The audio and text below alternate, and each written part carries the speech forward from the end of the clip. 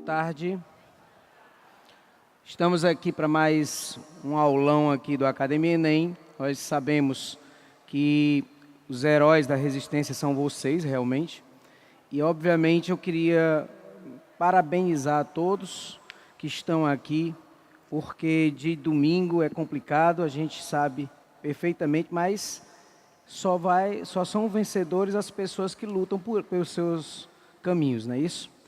Eu sou o professor Thompson Justa, eu trabalho aqui com a Academia Enem, vou trabalhar com a disciplina de Física. Vocês podem colocar logo lá na página 84. A gente sabe que nosso caminho, ele precisa da gente poder escolher, né? A gente precisa escolher. E às vezes as nossas escolhas podem não estar tão corretas, ou a gente achar que está corretas, mas a gente tem que lutar pelos nossos sonhos. E eu acho que isso que é o mais importante.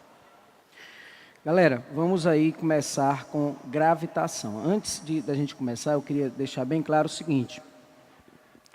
A gravitação que caiu na prova do Enem, que já caiu na prova do Enem, ela tem umas variáveis muito gigantes, vamos dizer assim. Tem questões que são rápidas, são simples. Está na página 83. Na página 83, viu, gente? Ok, Fábio. Então, gente, a gravitação, ela tem, como disse, oscilações muito grandes na prova do Enem. Existem questões fáceis, rápidas, simples, e outras questões que exigem trabalho matemático, né? Exigem realmente que você conheça os artifícios matemáticos.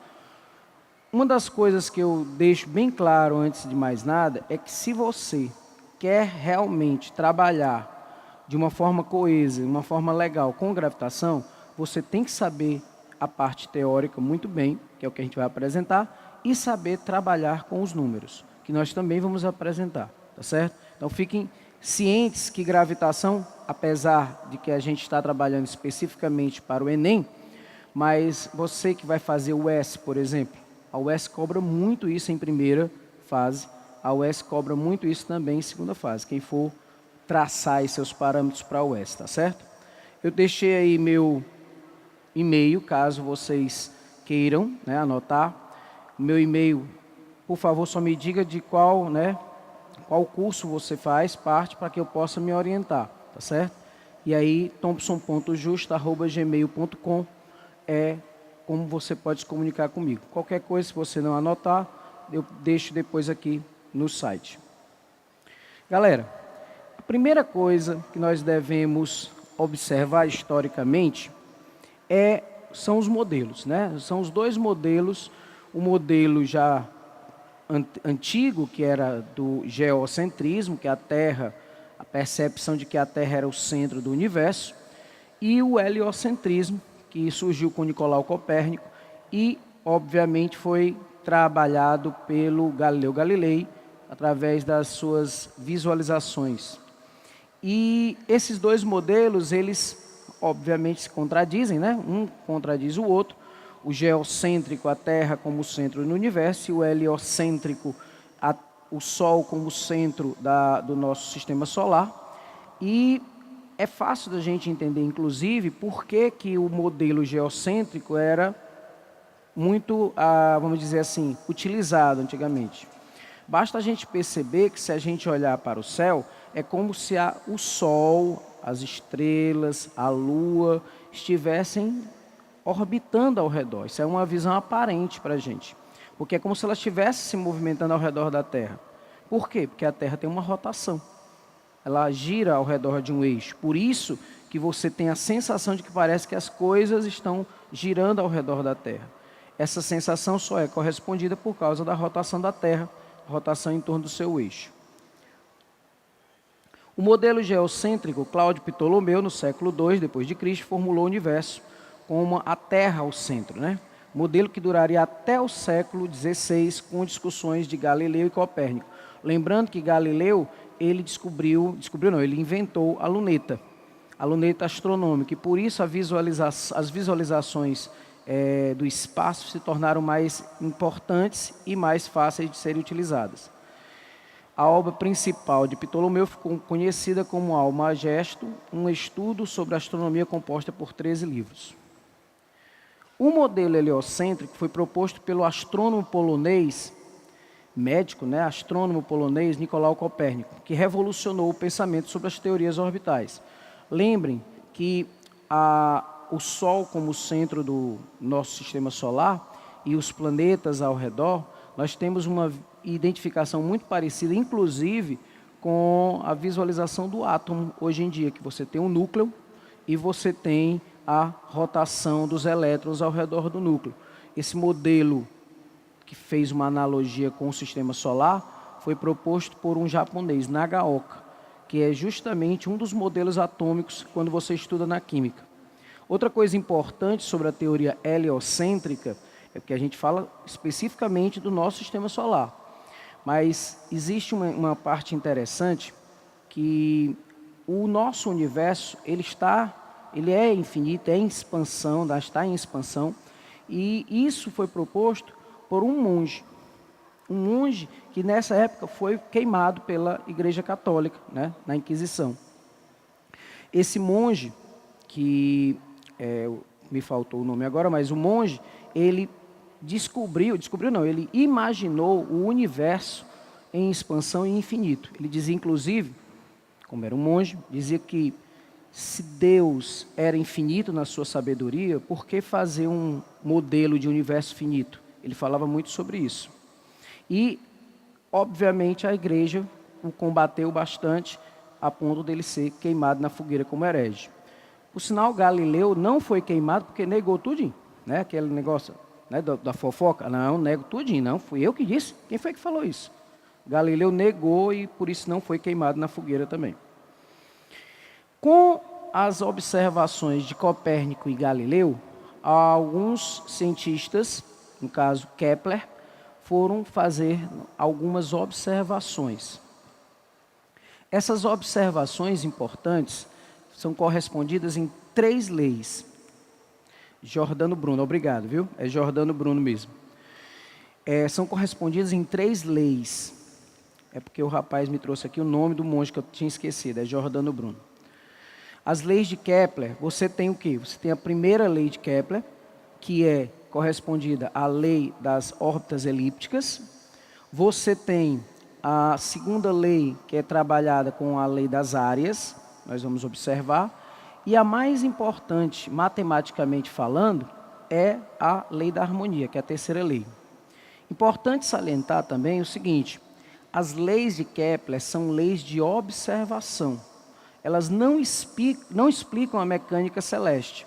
Tanto que quando você observar na sua apostila, o funcionamento do universo a partir da mecânica. Esse funcionamento só realmente conseguiu ser explicado a partir das observações de Newton. Não é o caso de Kepler. Kepler tinha observações, apenas visualizações matemáticas. Tanto que ele era um excelente matemático. Então, são 3 leis básicas do movimento orbital. A primeira, que é, como eu disse, a lei das órbitas. A trajetória das órbitas dos planetas em torno do Sol é elíptica e o Sol está posicionado num dos focos da elipse. Por sinal, essa lei ela é abrangente para todos os corpos celestes. Inclusive a Lua, se você observar, ela também tem um posicionamento elíptico ao redor da Terra. E esse posicionamento elíptico faz com que ela esteja um pouco mais perto da Terra, que nós chamamos de perigeu, ou um pouco mais afastada da Terra, que nós chamamos de apogeu. E nessa aproximação e afastamento, nós temos as relações com as marés.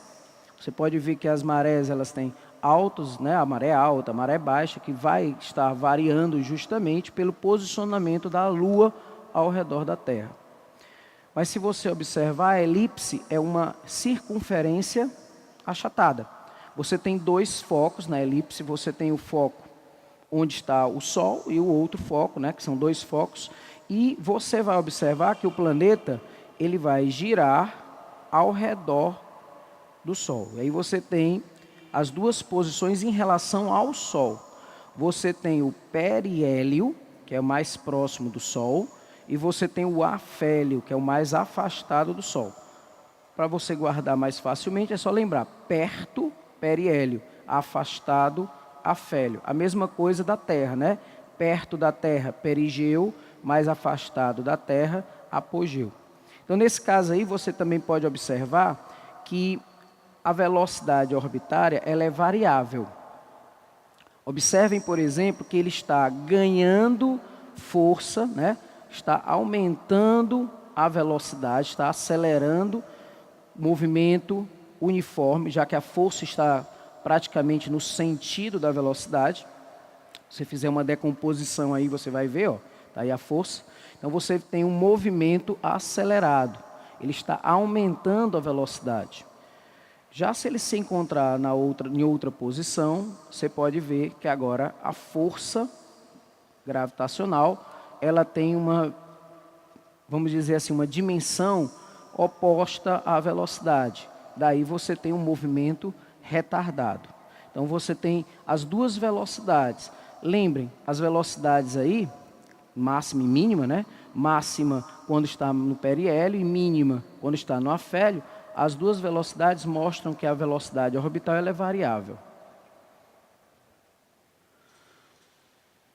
A lei das áreas também é uma lei muito simples. Observe, por exemplo, esse planeta. Ele vai percorrer o arco da elipse e vai varrer uma área do espaço. Ele leva um tempo para movimentar-se, né, de TA para TB, levando esse tempo, mas ele está fazendo uma varredura do espaço. Essa varredura, ela tem uma área. Vocês podem observar aí que eu marquei com a área 1. Agora observem o mesmo planeta partindo de TC para TD. Ele também está variando o tempo, obviamente também está fazendo uma varredura no espaço, e essa varredura, área 2. O que foi que Kepler observou?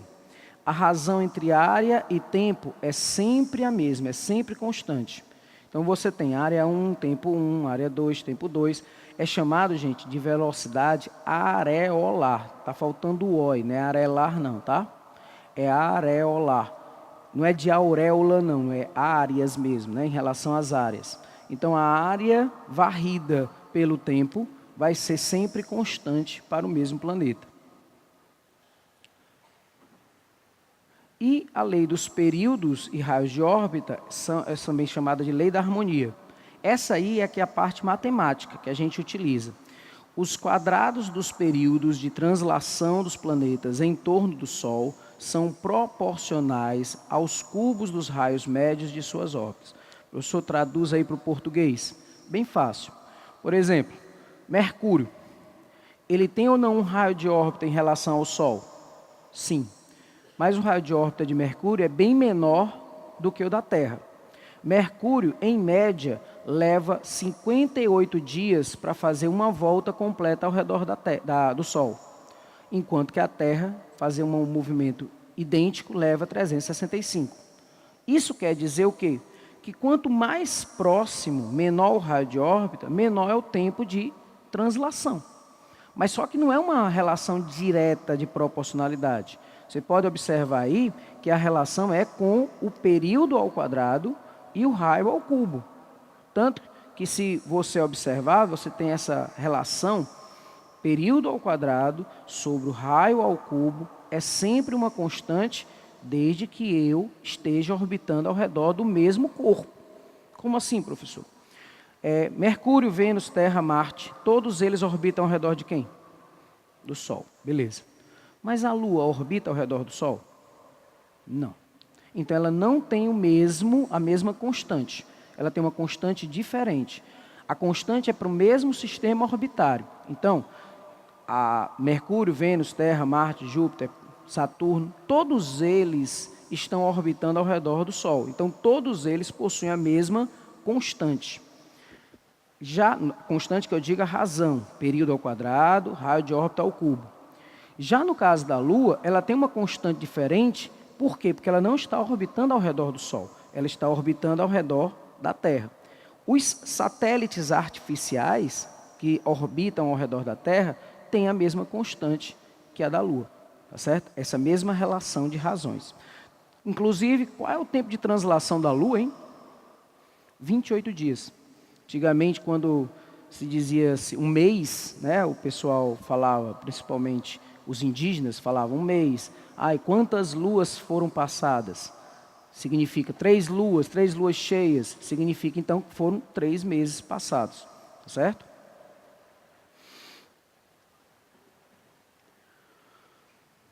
Uma coisa que a gente tem que identificar é o raio de órbita. Se a órbita fosse circular, galera, o raio de órbita seria o raio da circunferência, não é isso? Mas e numa elipse? Como é que eu vou observar, já que é variável o raio? Aqui a gente vai falar sobre uma coisa bem simples. O raio de órbita vai ser a distância do afélio mais a distância do periélio dividido por 2. Aí, ó. A distância mínima e a distância máxima dividida por 2. Em outras palavras, né, palavras matemáticas, é o chamado semi-eixo maior. Ou seja, você pega o eixo maior da elipse e corta ao meio. Esse é o raio de órbita. Os planetas do Sistema Solar, o único que não está correto aí é Plutão, né? Plutão não é mais considerado um planeta. Ele é considerado um planeta anão, por isso foi desconsiderado, né, há pouco tempo. Eu digo assim, uns 4 a 5 anos. Professor, mas por que o pobre do Plutão está ali tão sozinho? Na realidade, ele não está sozinho. Existe uma nuvem cheia de planetóides parecidos com ele. Então, para que o nosso sistema solar não tivesse, além de 8, tivesse 20 mil planetas, aí desconsideraram Plutão, né, por conta do seu tamanho realmente, porque Plutão praticamente, você pode ver aí, que é do tamanho de Mercúrio, foi desconsiderado para que a gente não precisasse ter mais planetas sendo considerados ao redor do Sol. Então aí você tem o sistema solar interno, Mercúrio, Vênus, Terra, Marte, e aí você tem o sistema solar externo, que é Júpiter, Saturno, Urano e Netuno. Lembrando uma coisa muito importante, galera. Você pode observar que dos planetas mais próximos, o Sol ele não vai explodir. Astronomicamente, o Sol ele não vai explodir, ele tem sua característica de quinta grandeza. A tendência é ele fazer o quê? Ele crescer, consumir todos esses planetas que estão próximos aí dele e depois resfriar a ponto de virar uma estrela marrom ou uma estrela anã. Nesse caso, o Sol ele vai, com certeza, consumir todo o sistema solar interno. Interessante salientar que isso não é agora, não é amanhã não, tá? Isso aí, bilhões de anos para que o Sol faça isso. Apesar de que existem algumas possibilidades das erupções solares poderem atingir o sistema solar interno, mas é muito difícil. Aí você tem o Sol, uma estrela de quinta grandeza. Observem esse halo que está sendo formado aí na lateral, isso aí é uma erupção solar. Quando você tem problema, por exemplo, de satélites, ou problema de comunicação na internet ou de celulares, geralmente são essas explosões solares que acontecem, que enviam uma grande quantidade de radiação para a Terra. Inclusive, a gente só não morreu ainda porque nós temos um campo de proteção, que é o campo magnético terrestre. Tem os anéis de Van Allen que ficam ao redor, e quando essa radiação chega, ela distorce, ela não entra diretamente, ela só vai entrar onde? Nos polos. Vai ocorrer lá o fenômeno das auroras, né? A aurora boreal e a aurora austral.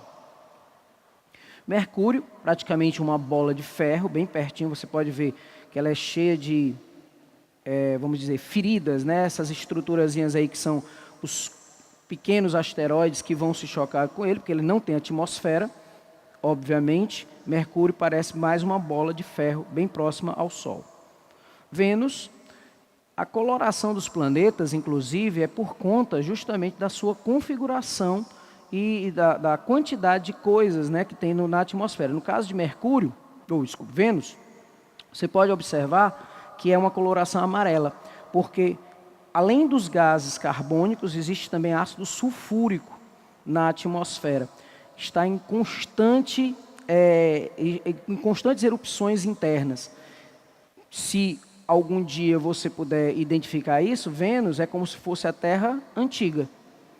A Terra nos primórdios, né, do começo da formação da vida na Terra. Terra, não vou falar dela. Marte. Marte seria justamente quando a Terra morrer, vai se tornar parecido com Marte. Marte, inclusive, é vamos dizer, um fóssil, um planeta fóssil, né?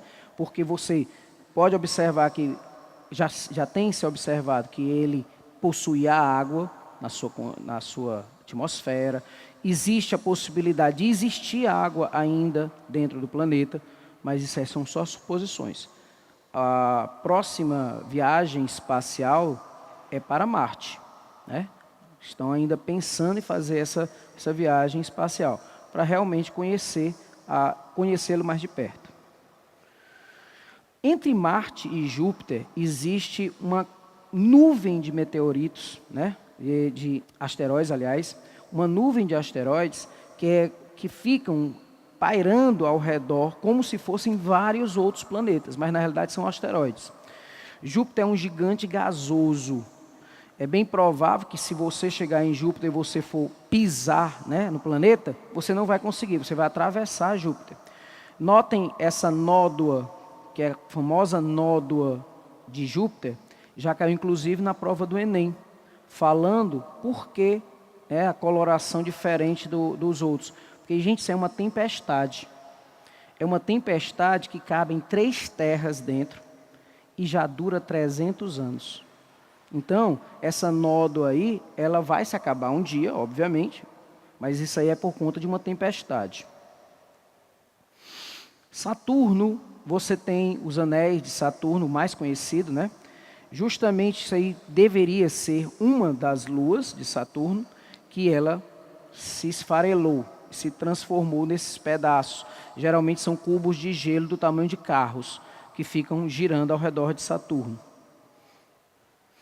Urano, ele tem essa coloração por conta da atmosfera dele. A atmosfera dele é metano. É exatamente aquele gás comburente que você conhece. E Netuno também. Netuno, inclusive, também tem uma nódoa, que é também uma tempestade. Aí Plutão, Caronte, Sedna não são mais considerados planetas, né? Nunca foram.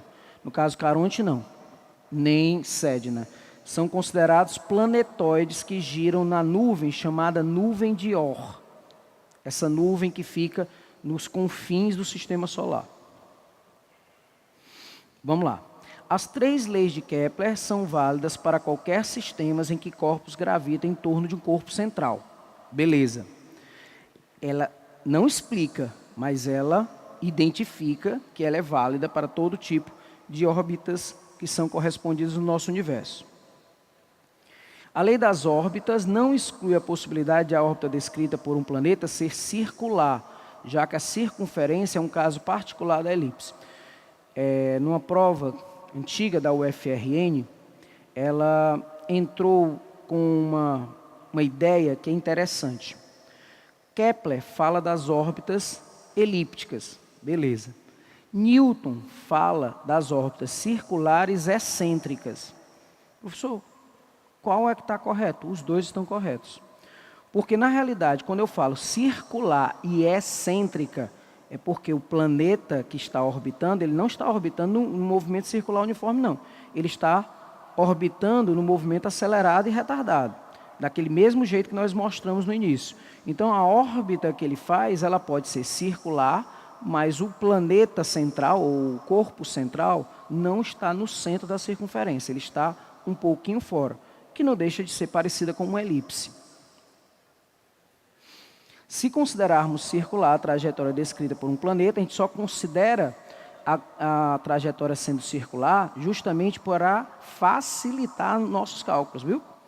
Tanto que a gente pode usar todos os detalhes relacionados ao movimento circular. Força centrípeta, movimento circular uniforme tem velocidade angular, velocidade escalar, tudo isso a gente pode utilizar para fazer uma analogia e facilitar os nossos cálculos. Se considerarmos circular a trajetória descrita por um planeta em torno do Sol, o raio médio de órbita será o raio, né? O raio da circunferência, e o período corresponderá ao período de movimento circular uniforme. No caso de corpos orbitando ao redor da Terra, como a gente já tinha comentado, o ponto da órbita mais próximo da Terra recebe o nome de perigeu, né, perto, e o apogeu, mais afastado.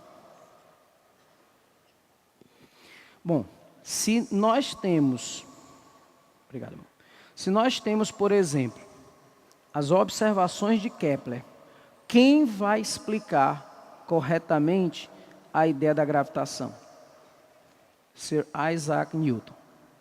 O Newton, inclusive, quando ele propôs essa ideia, ele propôs de uma maneira que a ser considerado como se fosse a quarta lei de Newton. Não é, viu, gente? Nós temos 3 leis de Newton, né? A lei da inércia, a lei fundamental, força resultante massa vezes aceleração, e ação e reação. São 3 leis. Mas pela identificação brilhante que Newton deu para a força gravitacional, poderia ter sido considerada a quarta lei. Não é considerada, alguns cientistas gostariam que fosse, mas é chamada só mesmo de lei da gravitação universal. Quem nomeou cada planeta? Geralmente eram os observadores a olho nu mesmo ou com alguma instrumentação. Os gregos, na maioria das vezes, você pode ver que Saturno, Urano, são nomes de deuses, né, também. Os gregos e romanos, principalmente os gregos, faziam muitas essas observações. Observação das coisas, da própria relação com a natureza, e a maior parte das visualizações, eles são correspondidos com essas perspectivas.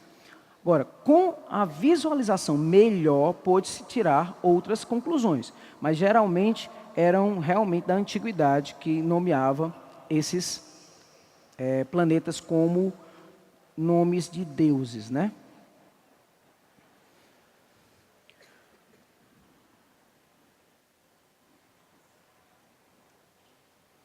Dois corpos atraem-se gravitacionalmente com forças de intensidade diretamente proporcional ao produto de suas massas e inversamente proporcional ao quadrado da distância que separa seus centros de gravidade. Vala minha Nossa Senhora, professor. Que diabo é isso aí? Calma. 2 corpos se atraem. Nesse momento, vocês estão sendo atraídos gravitacionalmente pelas massas que estão ao redor de vocês. Claro que não é uma atração tão grande, porque a força gravitacional ela tem uma constante que é muito pequena, da ordem de 10 a menos 11 newtons por metro quadrado, quilogramas ao quadrado. Então, ela é muito pequena. Então, a força que vocês estão interagindo agora não é grande. Mas a força que o planeta interage com vocês, sim. Aí essa força que o planeta interage com vocês é chamada de peso, ou força gravitacional. E ela depende de quê? Depende da sua massa e da massa do planeta, e é inversamente proporcional à distância ao quadrado. Está aqui a fórmula. Professor, que distância da Terra? Por exemplo, eu estou aqui no solo, eu estou na superfície da Terra. A minha distância da Terra é 0? Não. A gente tem que considerar a distância ao centro do planeta, que é o centro de massa do planeta. Então, nesse caso, aí, a distância seria o próprio raio da Terra. Se você for para um prédio, você vai considerar o raio da Terra mais a altura do prédio, para você considerar a distância em relação à Terra. Onde G é a constante gravitação universal, pela hóstia consagrada. G não é a gravidade, tá, gente? Esse Gzão aí é uma constante. Tá aí o valor dela, ó, 6,67 vezes 10 a menos 11. O professor precisa decorar? Não. Se ela for utilizada, ele tem que dar esse dado na questão. Mas é importante que você observe que essa fórmula ela é muito parecida com uma lá da eletricidade. Não sei se vocês perceberam. A força elétrica. Ao invés de massa, lá é o quê? Cargas. Ao invés de Gzão, é K, de constante eletrostática. Essa semelhança, ela é muito importante para você. O que você usa lá na eletricidade, você pode usar por analogia com gravitação. Tá certo? Ou vice-versa. Geralmente eu explico a gravitação para explicar as ideias relacionadas à força elétrica. Mas, se você perceber, elas são praticamente idênticas, com a diferença que lá, por exemplo, na eletricidade, você tem atração e repulsão. Aqui não, aqui é só atração, tá certo?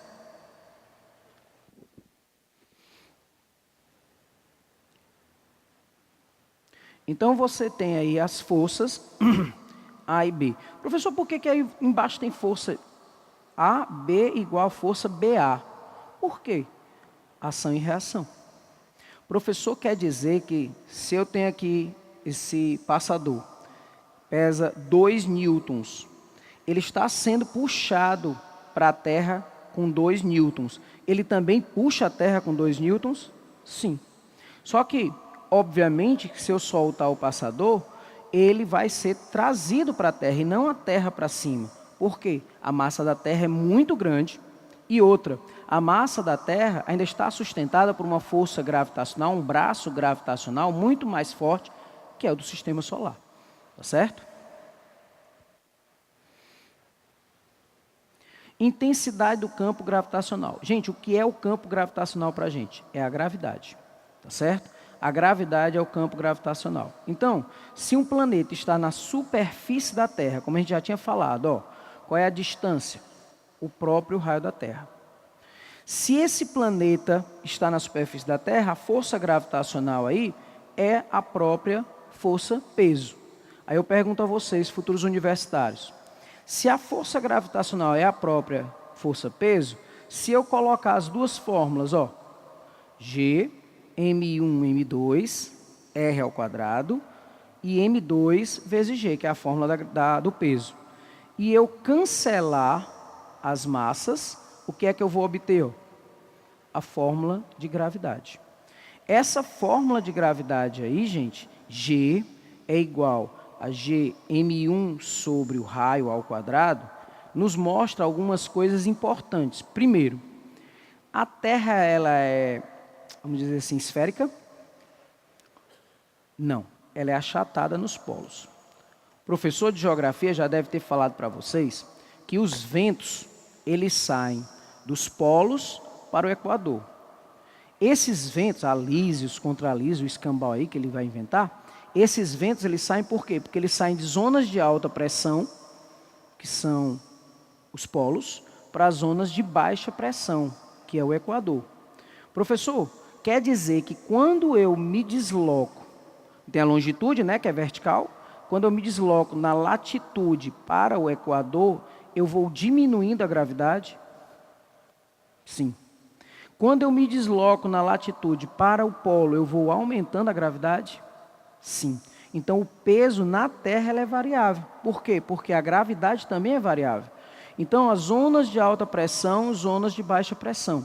Zonas onde o polo tem gravidade maior, baixa pressão, o Equador, que você pode perceber que a gravidade é menor. Tanto que tem até uma questão, se eu não me engano, nos propostos da apostila de vocês, que fala sobre o Garfield. O Garfield, aquele gato, né? Ele olha para a balança e diz assim, como eu queria morar perto do Equador. Porque a balança ela vai indicar o que, gente? Primeiro, a balança não indica peso, tá? Por favor, não digam isso. A balança indica normal, indica o contato que você tem com ela. Obviamente que se ele está num canto onde a gravidade é maior, puxam ele mais forte. E aí o peso, né, o valor na balança passa a ser maior. Só para não deixar vocês com dúvida, por que eu disse que a balança marca normal? Galera, acontece quando a gente vai assim, eu saio com a minha esposa, e a gente vai para um restaurante, por exemplo. Aqueles restaurantes que a gente come para se acabar de comer, né? A gente parece que nunca viu comida. Aí a gente chega lá, antes de entrar no restaurante, ela diz, vamos aqui na farmácia, pesar. Para que isso? Corra besta, né? Mas eu vou lá. Só que, como eu sei um pouquinho de física, o que é que eu faço? Gente, não é me apoiar no balcão da farmácia não, certo? É discretamente eu empurro qualquer coisa que esteja parada para baixo. Por ação e reação, ele vai me empurrar para onde? Para cima. Eu perco 2 quilos facilmente. Facilmente. Que ela não saiba, né? Ela não saiba. Mas eu perco 2 quilos facilmente só fazendo isso, ó, empurrando para baixo. Quando eu empurro para... Por isso que eu digo, está marcando meu peso? Não, está marcando o meu contato que eu tenho com a balança. Por isso que o peso ele pode ser variável, inclusive. No universo ele pode variar. Mas a sua massa pode variar? Não. Aí a massa é diferente, né? A sua massa é a mesma em qualquer lugar do universo. Professor, e se esse corpo estiver em uma altura H, como eu tinha falado para vocês? A fórmula só vai ser acrescentada o Hzinho. Antes não era só o raio, a distância? Agora é o raio mais H. A fórmula é a mesma, viu, gente? Eu só acrescentei a altura.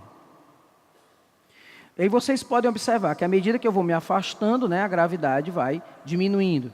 Na Terra é 9,8, tem até um meme, né, que a gente observa na internet, diz assim, eu estudei tanto para dizer que é 9,8, a gente só usa 10, né? Mas é porque é para facilitar a nossa vida mesmo, mas é mesmo. 9,8. E 9,8, gente, é uma média, viu? 9,8 é uma média. Então, vamos lá. Observe que, à medida que você vai subindo, vai ficando mais distante, a gravidade vai diminuindo. Precisa até chegar a 0. Pelo amor de Deus, cuidado com o que você diz. A gravidade vai diminuindo, mas a força gravitacional que existe entre a Terra ainda existe.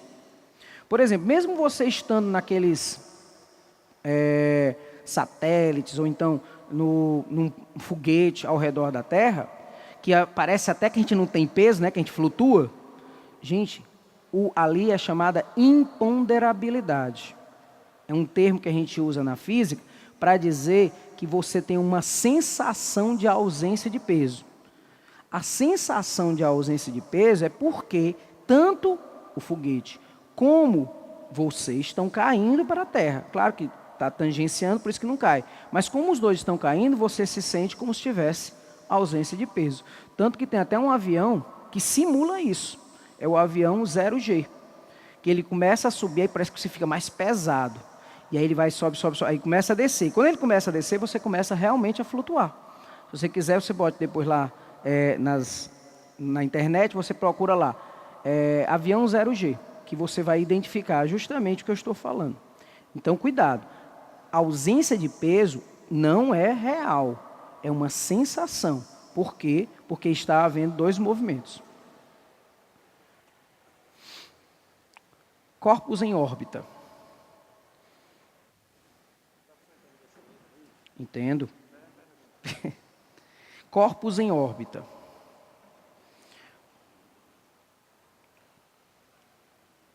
Bom, em que condição os corpos se repelem? Só se eles tiverem cargas de sinais iguais, certo? Se eles tiverem cargas de sinais iguais, eles podem se repelir. Mas corpos que não estão eletrizados, eles só se atraem. E se os corpos ainda tiverem cargas de sinais opostos, por exemplo, positivo e negativo, a tendência também é a repulsão. A atração. Então, a atração ela pode ocorrer sem cargas ou com cargas de sinais opostos. E a repulsão somente se as cargas tiverem sinais opostos. Existe também outra possibilidade, claro, que a gente está falando aqui só da eletricidade, mas lá no eletromagnetismo, por exemplo, você tem também polos do ímã. Polos de nomes iguais, por exemplo, norte-norte, repulsão. Polos de nomes diferentes, atração. Tudo bem? Então, você tem aí corpos em órbita. Gente, nós vamos usar muito isso na aula de hoje, tá? Então, prestem atenção, ó. Galera, se ele está em órbita, a distância aí é o raio da órbita, não é isso? Essa distância é o raio do planeta, mais a altura em que ele se encontra, beleza? Qual é a força que está puxando ele para baixo? Força gravitacional, muito bem. Mas no movimento circular ela tem outro nome. Ela é chamada de quê? Força centrípeta. Se ele tem uma velocidade tangenciando, você pode ver que essa força gravitacional é a própria força centrípeta. Então, a força centrípeta, está aí a fórmula, mv² sobre o raio, igual a força gravitacional, gmzão, mzinho, raio ao quadrado. Se eu cortar os m's, Se eu cortar um dos raios, eu vou, e tirando a raiz quadrada, eu vou obter a velocidade de órbita. Mas não é nem a fórmula que eu quero que vocês olhem não, tá? Olhem como eu obtive essa fórmula. Eu usei a força gravitacional como sendo a força centrípeta. Eu vou usar bastante isso em algumas questões, inclusive questões do Enem. Então, eu queria que vocês prestassem bastante atenção na maneira de como eu cheguei a isso. Porque algumas questões nós vamos obter dessa forma. Isso aí é vamos dizer assim, um desenho antigo de Newton, que mostrava justamente o seguinte: ele vai arremessar um corpo, esse corpo ele vai cair. Se ele arremessa com velocidade maior, ele vai para um local mais distante. Será que não existe a possibilidade de eu mandar com uma certa velocidade ele entrar em órbita? Tem. Nesse caso aí, a velocidade de órbita, né, é de 8 km por segundo para a Terra. Aí ele vai entrar em órbita. Me lembro de uma questão do Enem. Tinha a Mônica e o Cebolinha, né, e a Mônica arremessa o coelhinho. O Cebolinha se abaixa, acho que ele se abaixa alguma coisa assim. E o coelhinho entra em órbita, gente. Justamente ela deve ter mandado com uma velocidade de 8 km por segundo. Tanto que ela acerta o Cebolinha depois. Foi uma questão do Enem. Então, é possível você fazer com que esse corpo entre em órbita? Sim, desde que você imprima uma velocidade de 8 km por segundo. Mas é possível também você fazer com que esse corpo se solte da Terra. Por sinal, onde é o melhor local para eu lançar foguetes? Nos polos ou no Equador? Vamos pensar aí. Lembrem que nos polos a gravidade é alta, né? No Equador a gravidade é menor. É muito mais fácil eu mandar foguetes, os pontos de lançamento, por exemplo, aqui no Brasil, onde é? A base de Alcântara, no Maranhão. Mas antigamente era onde? Na Barreira do Inferno, em Natal. Então, Natal era o ponto de lançamento. Tanto que se você for visitar Natal, não deixe de conhecer o Museu dos Foguetes lá, que fica lá na Barreira do Inferno. É no caminho de Pirangi. Então, o caminho do Cajueiro lá, gigante. Então, se você for, você vai passar já exatamente pela frente da Barreira do Inferno. Você não pode visitar a Barreira do Inferno, que é militar, é uma área militar, mas era lá que eram lançados os foguetes. Foguetes, satélites. Professor, aqui é tudo rasga-lata. É não, gente, a gente tem tecnologia. Só não tem tanta tecnologia, mas a gente tem, tá certo? Pergunta da nossa colega. Aos buracos negros, eles possuem gravidade? É ela que atrai os corpos para ele? Existe uma discussão muito grande que no centro da nossa Via Láctea, gente, Via Láctea é uma galáxia e é uma entre bilhões de outras, tá? Dentro da Via Láctea, lá no centro da Via Láctea, existe um buraco negro que sustente todas as outras galáxias ao redor. Aliás, todos os outros sistemas solares ao redor. Pergunta que eu faço. Para ele sustentar essa quantidade de planetas sóis, é claro que ele tem que ter uma grande gravidade. Só que essa grande gravidade, ela pode até distorcer o espaço. Por exemplo, vamos imaginar que o espaço é assim, ó. Para eu chegar desse ponto para cá, eu teria que percorrer isso aqui, não é isso? Ó? O buraco negro ele pode curvar esse espaço. Pode fazer isso, ó. Criando portões intergalácticos. Parece ficção científica, mas não é. Os buracos negros eles têm essa capacidade. E outra, se você assistir, quiser ficar meio perturbado, assistindo Interestelar, é bom, mas você vai ficar meio perturbado. Ficar, o quê? Né? Porque tem certas coisas que eles não explicam. Só quem pode explicar realmente uma aula de física. Mas, por exemplo, até o tempo pode ser modificado pela gravidade. Imagine a força de um buraco negro. Buraco negro, quando ele faz isso, é chamado de buracos de minhoca, né? Que ele liga uma parte do espaço para outra parte do espaço.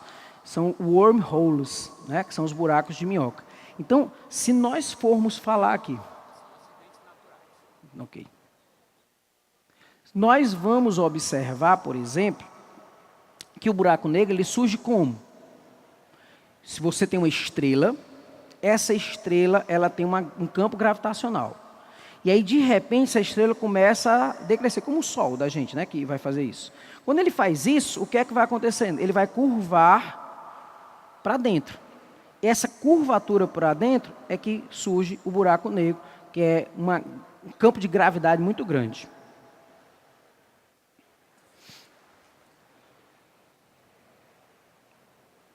Pronto, o que é um buraco negro? Um buraco negro significa o seguinte: você tem um local que você não vê, porque ele é negro, no espaço, que vai ocorrer muitos planetas sendo puxados para dentro dele, que tem um campo gravitacional muito forte e que pode surgir através de algum Sol que morreu ou de uma distorção entre partículas, que é o que aconteceu, por exemplo, na Europa. Fizeram um acelerador de partículas, e esse acelerador de partículas, quando as partículas se chocavam para imitar o início do universo, elas formavam pequenos buracos negros. Só que, claro, esses pequenos buracos negros, se fossem realmente tão fortes, ele teria consumido já a Terra sem nenhum problema. Então, esses buracos negros, eles surgem justamente para isso. O que é que ele seria? Seria um campo gravitacional fortíssimo que pode curvar tempo e espaço e pode sugar tudo que estiver ao seu redor, desde que você esteja parado. Se estiver orbitando ao redor dele, não. Tá certo? Mas a discussão sobre buracos negros não para só aqui. Estou tentando ser simplório, tá? Estou tentando ser simplista. A pessoa que mais discutiu sobre os buracos negros e a sua existência foi Einstein, né? E ele não chegou a um resultado. Ele propôs vários e só foram descobertos depois com a nossa nova tecnologia. Tá certo? Então, a velocidade de escape, só para a gente observar aí. Ó. A velocidade de escape, você tem uma velocidade mínima para lançar, né, para poder lançar um corpo para fora do planeta. Então, você tem aí uma velocidade mínima, que no caso da Terra é 11,2 km por segundo. E aí, se você tiver entre 8 e 11,2 km por segundo, ele entra em órbita ao redor da Terra.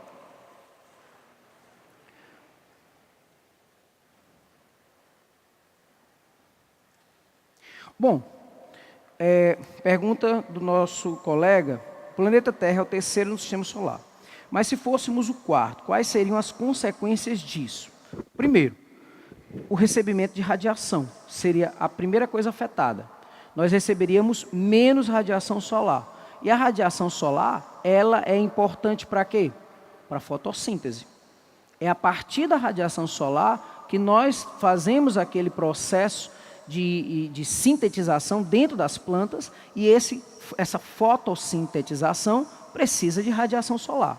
Na faixa do visível, ele está bem próximo do azul, tá? Então, se eu tivesse mais afastado, eu receberia menos radiação. Recebendo menos radiação, o planeta poderia ser mais frio. Mas gravitacionalmente, ele continuaria a sua órbita. O seu ano seria maior, óbvio que ele seria mais afastado. É o caso, por exemplo, de Marte, né? Marte tem mais de um ano para fazer uma volta completa ao redor do Sol. Então, afetaria nessas relações, dinamicamente falando, né, nessas relações mais básicas.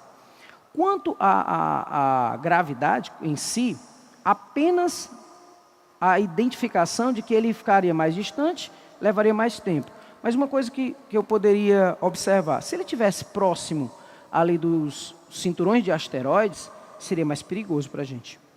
Porque nós estamos protegidos, entre aspas, por Marte, né? Então, não protegidos completamente, mas Marte está entre o cinturão e a gente. Talvez nós teríamos mais perigos.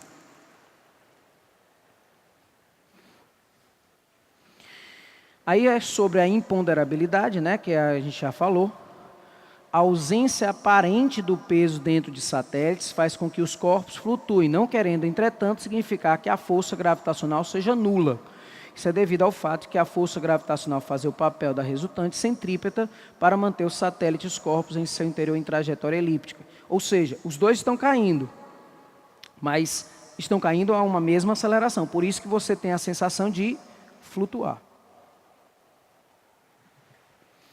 Satélite geoestacionário. Isso aí já caiu muito na prova do Enem. Preste atenção.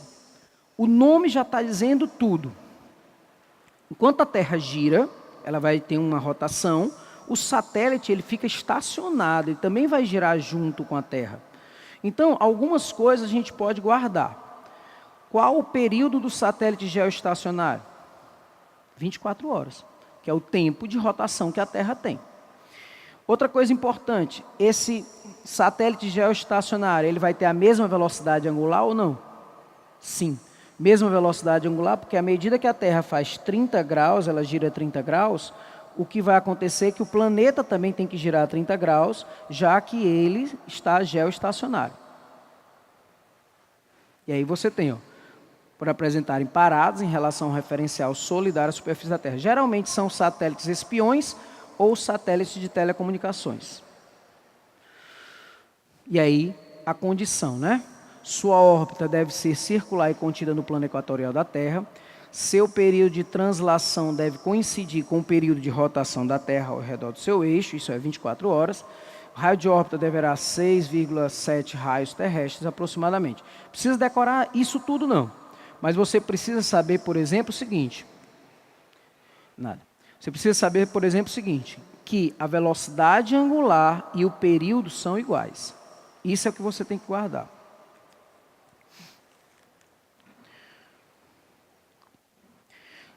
O fenômeno do Triângulo das Bermudas tem relação com a gravidade? Bom, há muitas controvérsias. O nosso campo magnético, ele pode sofrer distorções geológicas, alguns problemas geológicos, algum problema na natureza, vamos dizer assim, na natureza de construção daquele local, no caso do Triângulo das Bermudas, que fica ali, né, numa parte próxima ao Caribe, que tem uma distorção magnética muito forte. E essa distorção magnética, ela é causada por algo misterioso. Como eu disse, pode ser geológico, pode ser algo de natureza, da própria natureza, mas a identificação dessa anomalia magnética, que eu poderia dizer, ainda não chegou a um resultado. Mas não é a gravidade. Tanto que quando você entra no Triângulo das Bermudas, ai, professor, o cara sumiu. Não, pode sumir num satélite, o satélite deixar de ver você, alguma coisa desse tipo, pode acontecer. Mas algumas histórias são bem fantasiosas, né? O que se nota realmente é que as bússolas, elas não se orientam corretamente. Aí você pode se perder. Porque, por exemplo, você está num avião. O avião tem um limite de combustível. Se você passa desse limite de combustível, ele cai. Mas por quê? Porque ele simplesmente utiliza instrumentações, esses instrumentos que estão desnorteados. Tá certo? Triângulo das Bermudas. Vamos lá, outro. Se um corpo passar pelo buraco negro, o que vai existir depois? Bom, só o que pode passar pelo buraco negro é luz. Ou seja, se você, algum momento, conseguir passar pelo buraco negro, você talvez não tenha materialidade. Você tenha virado luz. Ixi, olha que coisa perfeita, né? Não vou morrer, eu vou virar luz. Aí, coisa mais. Aí o que acontece? Realmente, você perde a sua materialidade para chegar do outro lado. Agora tem um filme Interestelar, né? Que diz, você sai do mesmo jeito que entrou. Não sei, porque eu nunca entrei no buraco negro. Mas eu vou dizer uma coisa. É quase improvável você manter a sua matéria. Então você vai se transformar em energia. Purpurina, né? Se transforma em purpurina. Não, energia. Você vai se transformar em energia e essa energia, sim, é convertida, é transportada. Tanto que se você assiste ficção científica é muito legal. Mentiroso, mas é muito legal. Mas quando você vê um filme que trata a ciência como uma coisa bem dinâmica, como é o caso do Star Trek, Jornada nas Estrelas, trata a ciência, ó. Porque tem outros que pensam que a gente é abestado. A gente fica olhando assim, menino, o professor de física não falou isso não. Por exemplo, Interestelar. Eu não posso dizer que está errado, porque eu nunca entrei no buraco negro. Mas que é fantasioso, tá? Opa, peraí, deixa eu na ordem aqui. O que aconteceria com a Terra se Júpiter não existisse? Ah, meu Deus. Se Júpiter não existisse, nós já teríamos morrido bem umas 10.000 vezes. O nosso protetor maior não é nada mais do que Júpiter. Porque Júpiter ele tem um campo gravitacional tão grande que ele puxa os asteroides, os cometas, tudo para ele. E se não tivesse, a gente receber tudo na nossa cabeça aqui. Tudinho. Então Júpiter é o nosso protetor. É possível comprovar a existência do buraco de minhoca? Como? Como eu disse, a gente não vê o buraco de minhoca, a gente não vê, vamos dizer assim, o buraco. Porque ele é negro, tal, mas a gente percebe pelos instrumentos, quando a gente coloca assim, qual é o campo gravitacional, se o campo gravitacional está muito forte, a luz quando passa ali sofre uma distorção. Ou seja, a gente não vê diretamente, a gente vê de forma indireta. A gente percebe que ele existe de forma indireta. Mas é como eu disse, muito há de se falar sobre os buracos negros. Até mesmo porque ele tem uma grande quantidade de energia. A gente não sabe de onde vem essa energia. A gente sabe que pode até ele ter surgido, de como ele ter surgido e tal, mas de onde vem e como ele consegue manter essa energia, não tem condições da gente comentar. Agora, eu vou dizer uma coisa, para vocês verem como astrofísica é muito massa, né? Astrofísica, você pode passar aqui uma tarde todinha conversando que ainda tem coisa para falar. E é que eu estou falando só de lei de Newton e Kepler. A luz é capaz de passar pelo buraco negro, como ficam os postulados de Einstein. Dentro do buraco negro, nenhuma lei da física é comprovada. Isso foi o que já disseram. Os postulados de Einstein com relação à velocidade da luz vão ser jogados no lixo praticamente, porque o buraco negro, ele é sui generis. É por isso que eu digo, gente, o buraco negro há de ser estudado muito mais. Porque quando você, por exemplo, tem algumas coisas que são importantes na distorção do espaço-tempo, que distorce o tempo. Por exemplo, se você, rapidinho, tá? Relatividade rápida, de Einstein. Se você, por exemplo, anda a uma grande velocidade, próximo à velocidade da luz, o seu tempo passa mais lento. Seu tempo passa mais lento. E o buraco negro, ele pode fazer uma distorção tão grande que esse tempo passa de uma forma diferente. O professor Atopic 05 anda próximo à velocidade da luz. Quase. Mas eu pergunto a vocês, não é essa velocidade pequena não, gente. É assim, 80% da velocidade da luz. Tanto que existe até um paradoxo, que é o chamado paradoxo dos gêmeos. Um gêmeo vai fazer uma viagem interplanetária e o outro fica na Terra. O que vai fazer uma viagem interplanetária vai viajar com uma velocidade próxima da luz. Quando ele retorna, os dois têm idades diferentes. Isso é um paradoxo que foi proposto por Einstein. Justamente para que ele confirmasse a identificação de que o tempo e o espaço podem sofrer alterações relativas à velocidade. Treinamento. Vamos aí para a página do treinamento. Deixa eu só pegar aqui a minha apostila.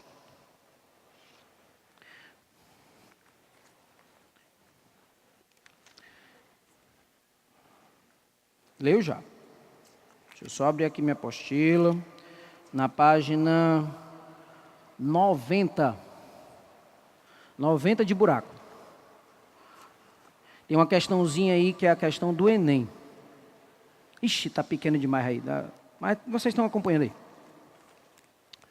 Como se dá a formação de uma estrela de nêutrons? Bom, se nós estudarmos a formação das estrelas, as estrelas elas têm vários tipos de correspondência. No caso de nêutrons, ou qualquer outra estrela, ela é formada no local que eu chamo de berçários das galáxias, que você tem as poeiras cósmicas, e essas poeiras cósmicas elas começam a se juntar. No caso da estrela de nêutrons, a configuração de que ela lança não é radiação térmica, por exemplo, a do nosso Sol, na faixa do ultravioleta. Não, ela manda nêutrons.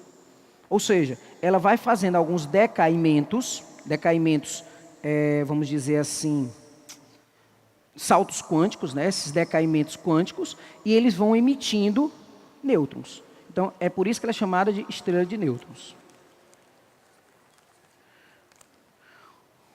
Os buracos negros podem ter ligação com o Big Bang, o cosmos, o multiverso. Eita, então ainda é longe de vocês, né? Bom, os multiversos também é uma teoria bem moderna, que fala que nós vivemos em vários universos paralelos. Temos um universo, tem um outro universo, formando um multiverso. O Big Bang, ninguém sabe o que aconteceu, mas estamos estudando ainda.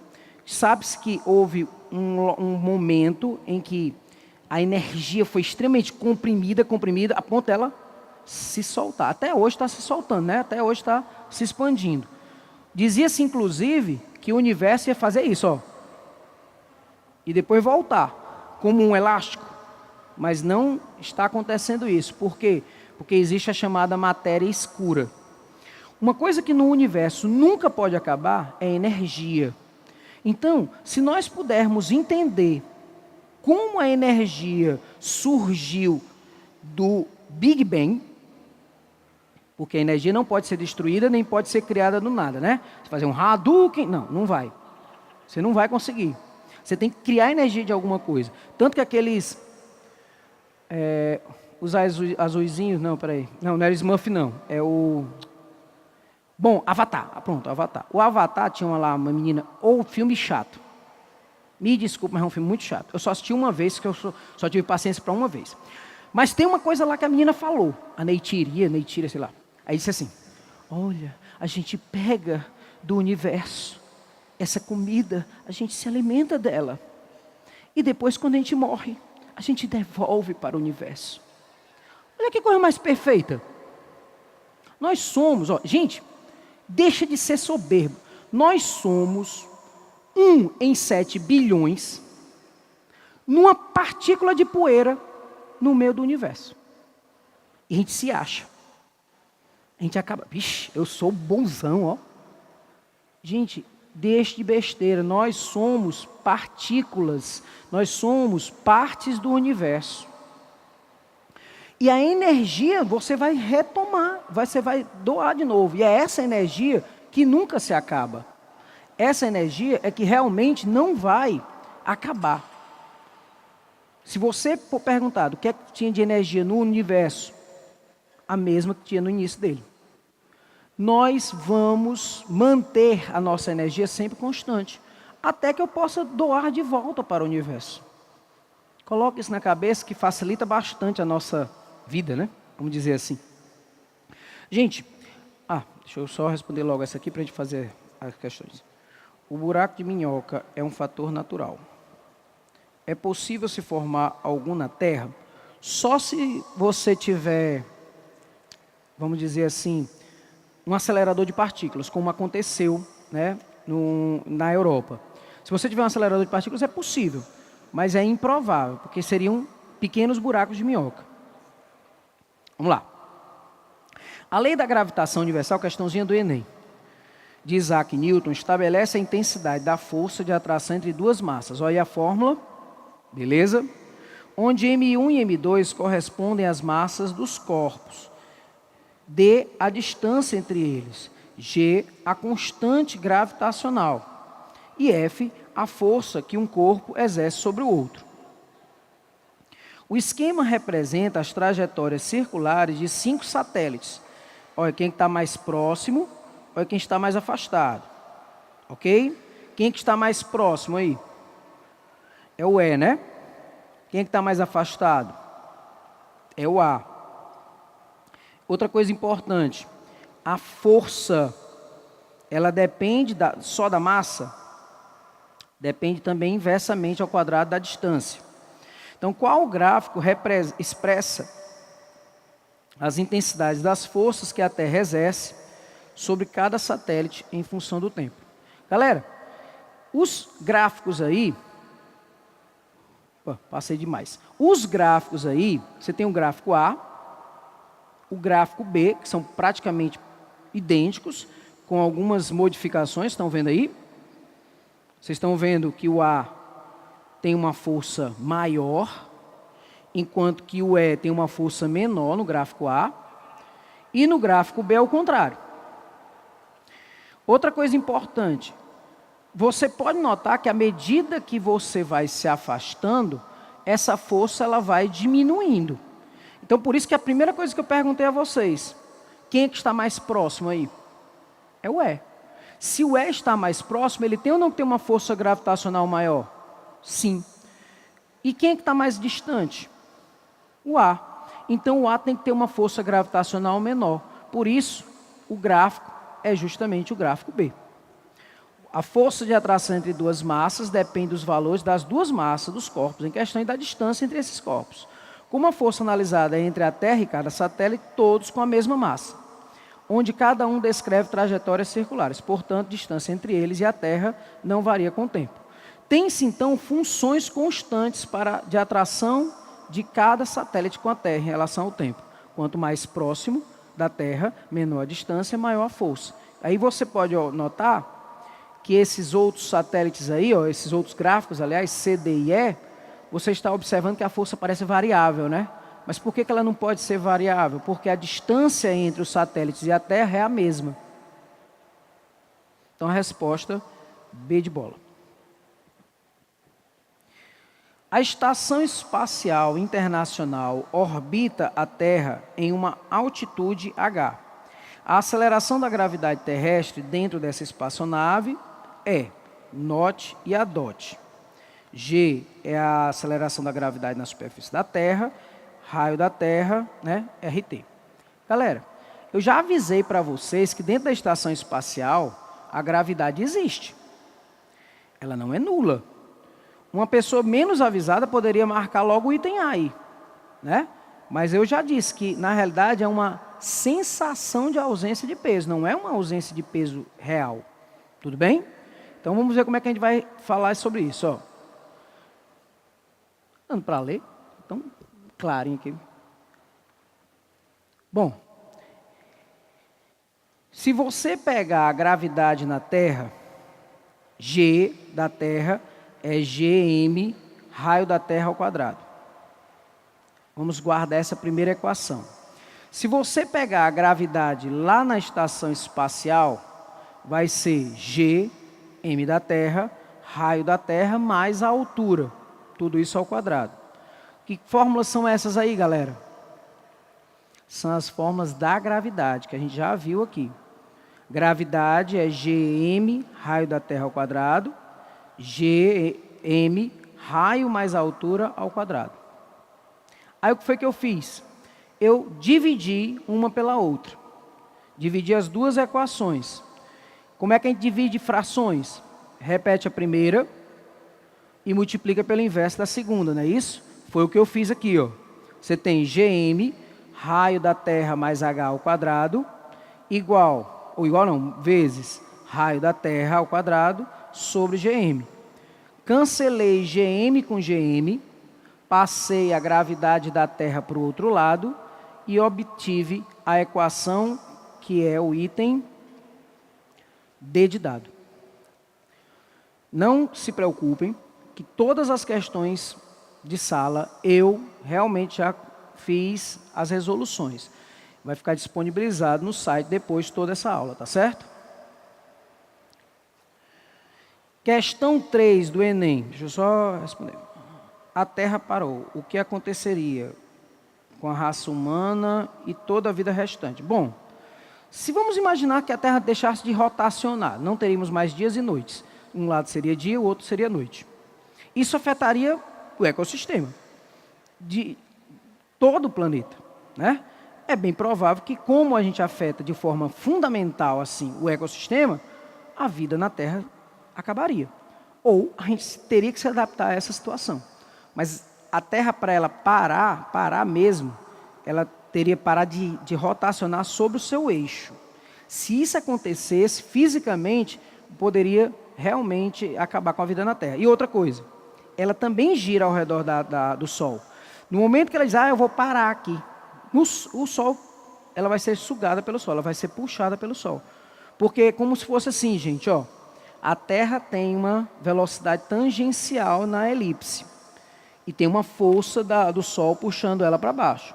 Se ela não tiver essa velocidade, ela vai cair para o Sol. A gente escolhe, né? O modo de morrer, né? Como é que você quer morrer? A Terra parando, de que forma, né? Rotacional ou translacional? Questão 3 do Enem. Para evitar aqueles comentários de que o Enem não cobra cálculo. Temos uma questão aí de cálculo. Isso aqui é para evitar que... Não, o Enem só é teoria. Física, química e matemática, não. Inclusive, eu digo uma coisa para vocês bem pacífico comigo. O Enem foi feito para a área de humanas. Física, química e matemática se adaptaram. Mas o Enem foi feito para a área de humanas. Você pode ver que é muito mais fácil você ter questões de humanas trabalhadas do que questões de física, questões de química, questões de matemática. Ele pode até inventar, bota um texto bem bonito lá, BBB, mas às vezes é só um texto. Como é o caso aqui, ó. Observações astronômicas indicam que no centro da nossa galáxia, a Via Láctea, provavelmente existe um buraco negro cuja massa é igual a milhares de vezes a massa do Sol. Uma técnica simples para estimar a massa desse buraco negro consiste em observar algum objeto que orbite ao seu redor e medir o período de rotação completa, T, bem como o raio médio, R, da órbita do objeto, que supostamente se desloca, com boa aproximação, em movimento circular uniforme. Nessa situação, considere que a força resultante, devido ao movimento circular, é igual em magnitude à força gravitacional que o buraco negro exerce sobre o objeto. Ele resolveu a questão para você. A força gravitacional é a força centrípeta. Lembra que eu falei para vocês? A força gravitacional é a própria força centrípeta. Agora, cuidado. Ele quer relacionar com o período e com o raio. Vocês estão vendo aí que as fórmulas são bem estranhas, né? Mas ele quer relacionar com o período e com o raio. Vamos ver como é que a gente vai fazer, ó. A distância percorrida na circunferência é 2πr. Então, a velocidade será ΔS sobre ΔT. A fórmula fundamental. 2πr. O tempo de uma volta completa é chamado de quê, gente? Período, né? O Tzinho aí, Tzinho não, Tzão, é o período. Aí você tem a força mv² sobre R, é a força centrípeta. Aí eu substituí o V, que é 2πr sobre T, ali no V². Quando eu substituo, eu vou obter 4πr vezes m, tudo ao quadrado, né? 4πr ao quadrado, é porque está sem o r ao quadrado ali.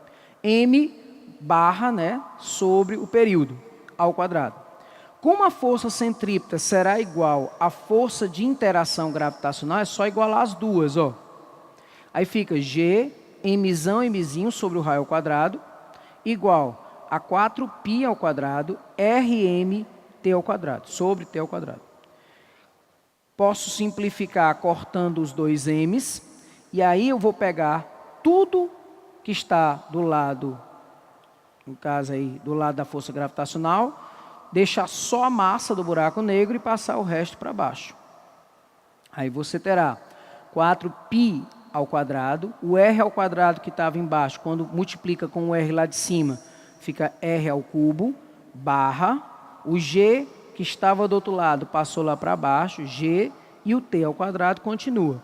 Então, 4π ao quadrado, r ao cubo, sobre gt ao quadrado. Qual é a resposta? D de dado. Agora eu pergunto a vocês. Considerar uma questão difícil, tá? Pergunto. Você não lembrasse disso, tinha alguma maneira de você fazer? Só se você tivesse a velocidade de órbita, tá? Se você lembrasse da fórmula de velocidade de órbita. Mas se não, realmente teria que chegar a esse mesmo resultado aí, tá? Por isso que eu peguei a força gravitacional e a força centrípeta e igualei as duas. Quando eu igualei as duas, nós temos aí a condição de encontrar a massa do buraco negro.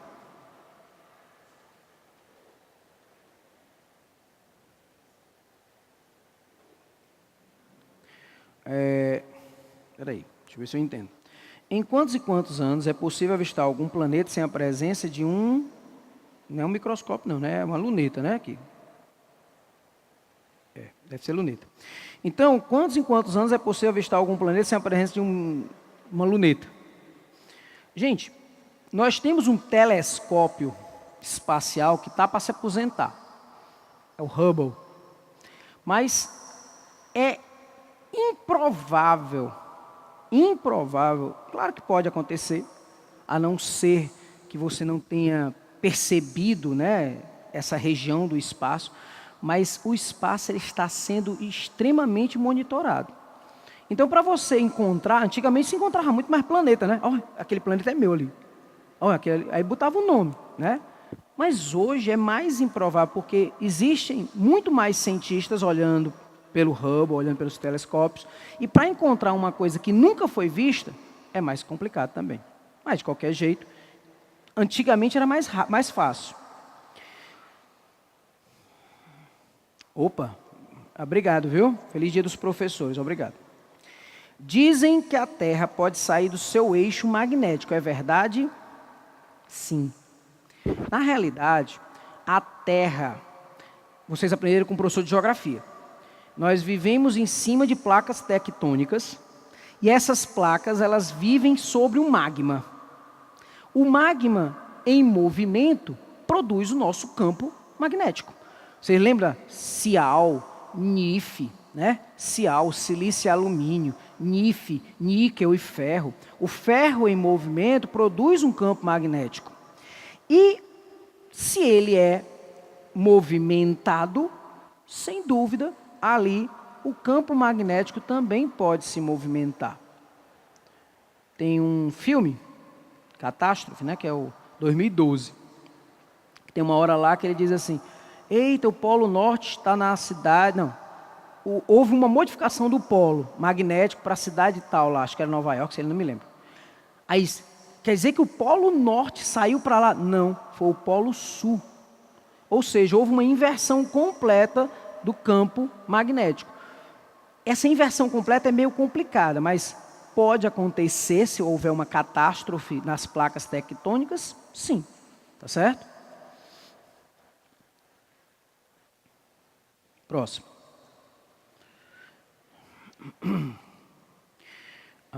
A notícia, satélite brasileiro cai na Terra após lançamento falhar. Aí eu digo que nós não temos rasga-lata, né? Mas aí, olha, caiu na Terra. Veiculado pelo jornal O Estado de São Paulo. Relata que o satélite, desenvolvido em parceria entre Brasil e China, foi lançado no espaço a uma altitude de 720 quilômetros. Galera, presta atenção. Ele está distante da Terra quanto? Ele está, o raio da Terra mais esses 720 quilômetros. Menor do que a planejada e com uma velocidade abaixo da necessária. Vocês lembram qual foi a velocidade de órbita que eu tinha colocado? 8 km por segundo, né? Vamos ver se ele não chegou a esse valor. Para que o satélite pudesse ser colocado em órbita circular na altitude de 720 km, o módulo de sua velocidade com direção tangente à órbita deveria ser de aproximadamente, aí ele deu o raio da Terra, deu a massa da Terra, deu a constante gravitacional, que por sinal está em quilômetros, né, o raio da Terra, tem que transformar para metros, tá?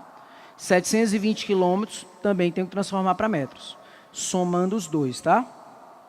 Aí a aplicação.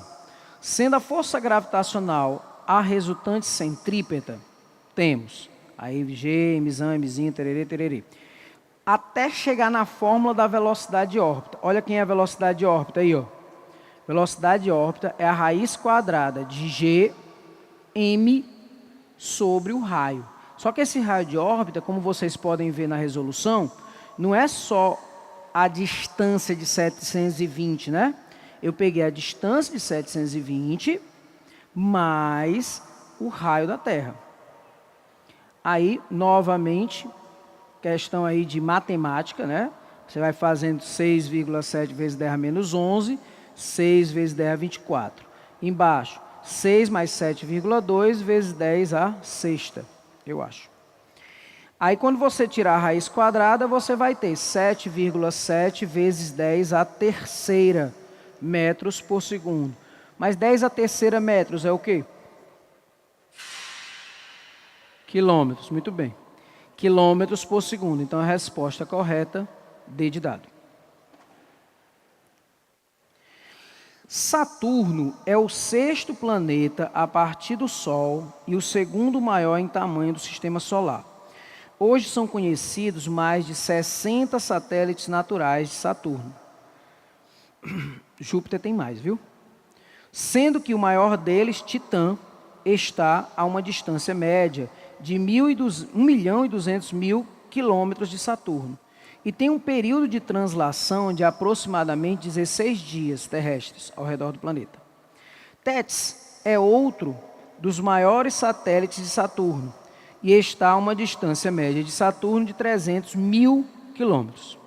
Considere a primeira lei de Kepler, né, que é a lei das órbitas elípticas, a segunda lei, que é a lei das áreas, a terceira lei, que é a lei dos períodos, que é essa que a gente vai utilizar. O período aproximado de translação de Tétis ao redor de Saturno em dias terrestres é... Galera, observem a resolução. Dados, o raio 1.200.000 quilômetros. Ou, em notação, né, em potência de 10, 12 vezes 10 a quinta quilômetros. Raio 2, 300.000 quilômetros. Em potência de 10, 3 vezes 10 a quinta. T1, 16 dias. Aí eu vou botar na fórmula, ó. A razão entre os períodos ao quadrado é igual à razão entre os raios de órbita ao cubo. Botei T2 sobre 16, tudo isso ao quadrado. 3 vezes 10 à quinta, 12 vezes 10 à quinta, ao cubo. Cancelo 10 à quinta e 10 à quinta. 3 por 12 dá 1/4. Tudo isso ao cubo. 16 ao quadrado dá 256. T2 ao quadrado. Aí eu passei para o outro lado, ficou 256 sobre 64, que é 4 ao cubo. Deu 4. Raiz quadrada de 4, 2. Então, nesse caso aí, 2 dias. Enquanto o outro leva 16 dias para fazer a translação completa, esse aí só leva 2 dias. Resposta B de bola. No dia 5 de junho de 2012, pôde-se observar de determinadas regiões da Terra o fenômeno celeste chamado trânsito de Vênus, cuja próxima ocorrência se dará em 2117. Tal fenômeno só é possível porque as órbitas de Vênus e da Terra em torno do Sol são aproximadamente coplanares e porque o raio médio da órbita de Vênus é menor que o raio da Terra. Portanto, quando comparada à Terra, Vênus tem. Lembrando que Vênus é a estrela d'alva, viu, gente? Quando você observa durante o alvorecer, você vai observar a estrela d'alva. A estrela d'alva é justamente a planeta Vênus. Aí vamos lá. Se nós pegarmos a terceira lei de Kepler, que tem a relação com o período e o raio, né? Aí você tem o período da Terra ao quadrado, raio ao cubo da Terra. Período de Vênus ao quadrado, raio de Vênus ao cubo. Você vai notar que o raio da Terra é maior do que o raio de Vênus. Isso quer dizer que se eu colocar um sobre o outro, isso vai ser maior que 1. Consequentemente, o período da Terra é maior do que o período de Vênus. Mas precisar disso tudo? Não. Quanto mais distante, maior é o período. Só não é uma coisa direta. Mas quanto mais distante, maior é o tempo dele fazer o movimento completo. Resposta B de bola. 7, do Enem.